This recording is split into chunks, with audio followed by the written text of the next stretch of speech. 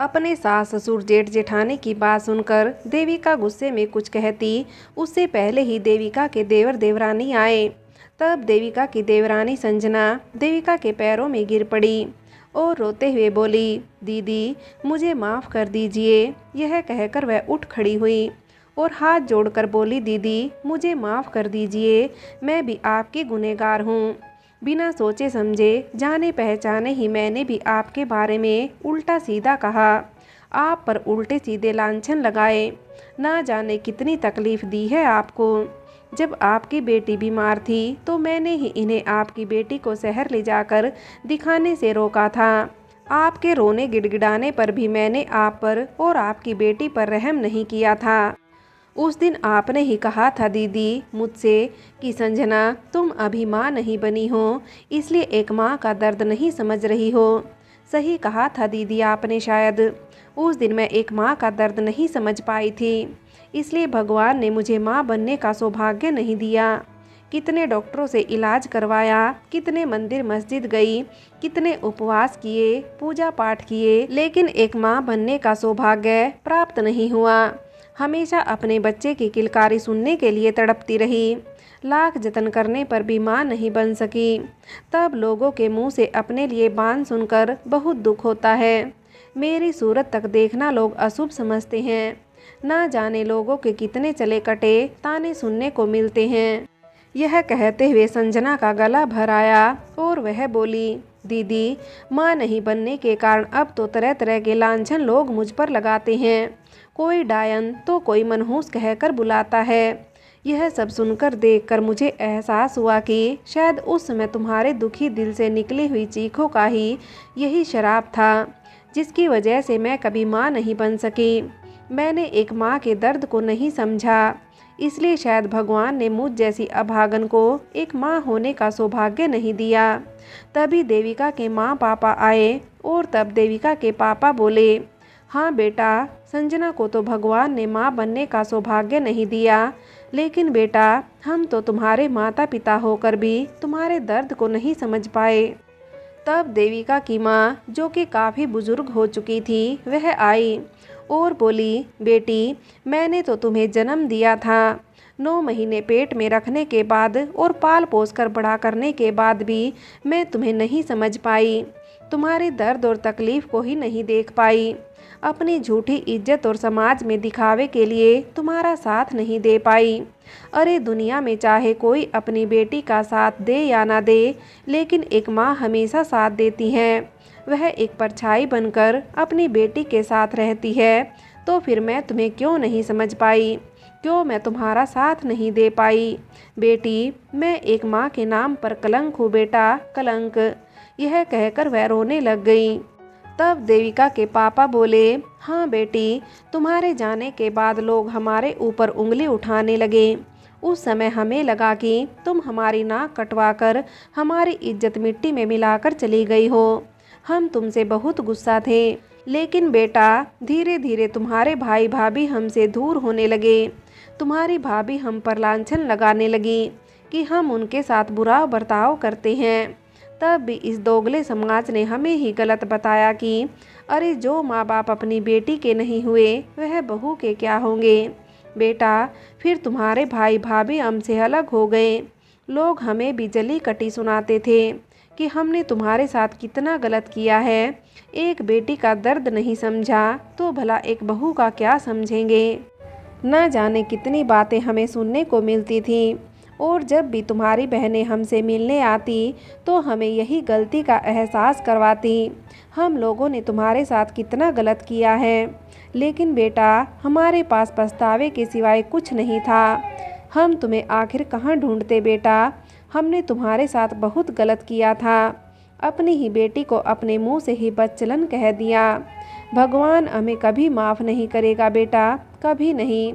यह कहते हुए देविका के पापा की आंखों में आंसू आ गए और वह अपने आंसू पोंछकर बोले, मरने से पहले हम तुम्हें एक बार देखना चाहते थे, तुमसे एक बार हाथ जोड़कर माफ़ी मांगना चाहते थे बेटा। अरे बहुत ढूंढने पर तुम्हारा पता नहीं चला था, लेकिन जब कुछ दिनों पहले तुम राष्ट्रपति से सम्मान ले रही थी तो टीवी पर तुम्हें देखकर आंखें भर आई थीं। उस समय भी लोगों ने हम पर ही उंगली उठाई कि जिस बेटी का हम लोग सहारा ना बने, उस बेटी ने अपने बलबूते पर मुकाम हासिल किया और पूरे देश में अपना नाम रोशन किया है। उस समय हमें अपने आप पर बहुत गुस्सा आया। हम तड़प उठे तुमसे माफ़ी मांगने के लिए। फिर पुनीत और तुम्हारे ससुराल वालों ने भी तुमसे माफ़ी मांगने के लिए तुम्हारा पता लगाना शुरू कर दिया और आखिरकार तुम्हारा पता लग गया तो हम सब एक साथ तुमसे माफ़ी मांगने आ गए। बेटा, ना तो हम तुम्हारे ससुराल वालों को दोषी ठहराएंगे क्योंकि वे तो गैर थे, उन्होंने तो अपनी बहू के साथ गलत किया था, लेकिन हम तो माँ बाप थे, हमें तो अपनी बेटी को समझना चाहिए था। बेटा, इस उम्मीद से हम तुम्हारे पास आए हैं कि तुम्हें एक बार देख लें, शायद तुम हमें माफ़ कर दो। तब देविका कुछ कहती उससे पहले ही तनीषा देविका के पास जाकर सबसे बोली, आप सब लोगों से मेरी मम्मा ने कहा ना कि आप सब लोग यहाँ से चले जाएं। मेरी मम्मा को आपसे कोई बात नहीं करनी है और मैं नहीं चाहती कि आप सब लोगों की वजह से फिर से मेरी मम्मा को कोई दर्द और तकलीफ़ हो। वैसे भी तुम सब मम्मा को बहुत तकलीफ़ दे चुके हो, क्या अब भी कोई दर्द और तकलीफ़ देना बाकी रह गया है जो यहाँ चले आए, या फिर और अब यह सुनाने आए हो आप लोग कि आप लोगों पर क्या क्या गुजरी है, या फिर अपने आप को महान दिखाने के लिए और अपने पापों को छुपाने के लिए मगरमच्छ के आंसू बहाने के लिए यहाँ चले आए, यह सोचकर कि शायद अब मेरी मम्मा आपको माफ़ कर दें। तो यह आपकी गलतफहमी है, क्योंकि जो कुछ आप लोगों ने मेरी मम्मा के साथ किया है ना, जितना दर्द और तकलीफ़ उसे दिया है ना, उसके लिए तो मेरी मम्मा क्या, भगवान भी आप लोगों को कभी माफ़ नहीं करेगा, समझे आप लोग। अब जाइए आप लोग यहाँ से, तनीषा गुस्से में चीखते हुए बोली। तनीषा को इस तरह गुस्से में बात करते देखकर पुनीत वहाँ आया और बोला, बेटा, जो कुछ मैंने तुम्हारी माँ देविका और तुम्हारे साथ किया है उसके लिए तुम्हारा यह गुस्सा जायज़ है। यह कहते हुए पुनीत की आंखों में आंसू छलक आए और वह बोला, बेटा, तुम दोनों का सबसे बड़ा गुनाहगार तो मैं हूँ। अगर मैं तुम्हारा साथ देता तो तुम दोनों पर कोई उंगली ना उठाता, किसी की हिम्मत ना होती कि तुमसे कुछ कह सके, लेकिन मैं ही तुम लोगों का साथ ना दे सका। तुम दोनों का साथ देने की बजाय मैंने ही तुम्हें असहनीय दर्द दे दिए। इसके लिए तुम दोनों को ना जाने क्या क्या सहन करना पड़ा। आज अगर तुम हमें कड़ी से कड़ी सज़ा दो ना, वह भी हमारे लिए कम है। यह सुनकर तनीषा ने घूर कर पुनीत की तरफ देखा।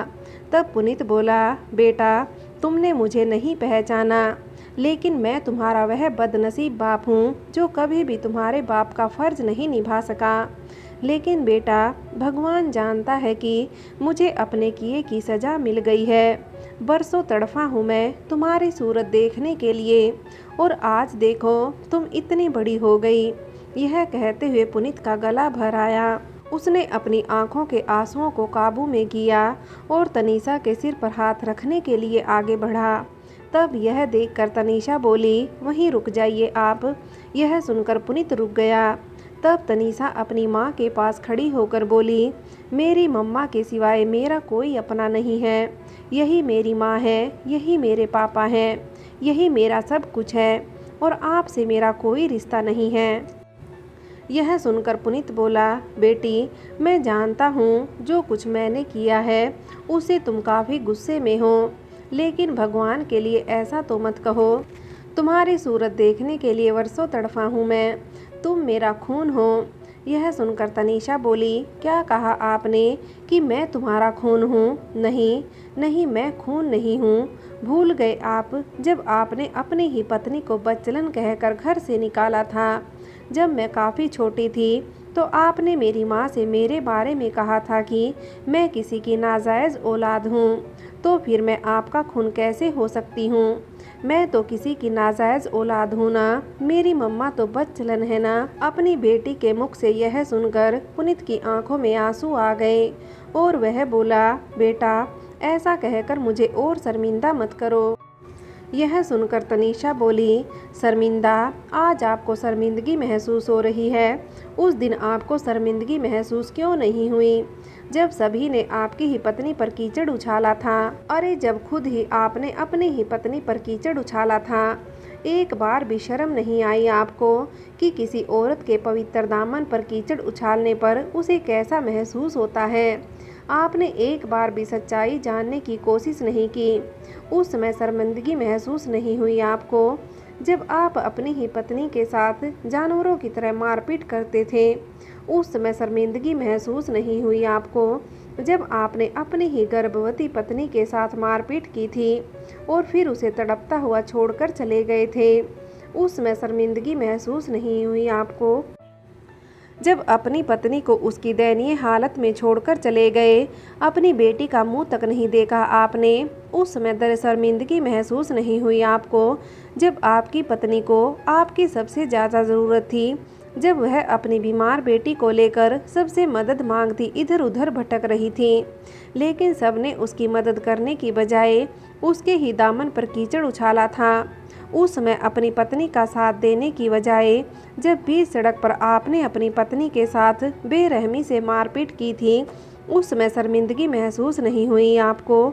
सबके सामने अपनी बेटी को नाजायज़ और अपनी पत्नी को बच्चलन कहा था और अपने आप को महान साबित किया था, लेकिन अपनी ही पत्नी को दर्द तकलीफ देकर किसी गैर लड़कियों के साथ रिश्ते रखते हुए आपको शर्म महसूस नहीं हुई और आज आपको शर्मिंदगी महसूस हो रही है। माना कि बड़ों के सामने बोलना गलत है, लेकिन यहाँ सवाल मेरी माँ और मेरा है। मैं नहीं जानती कि मेरी माँ ने कितने दर्द और तकलीफ़ सहन की है।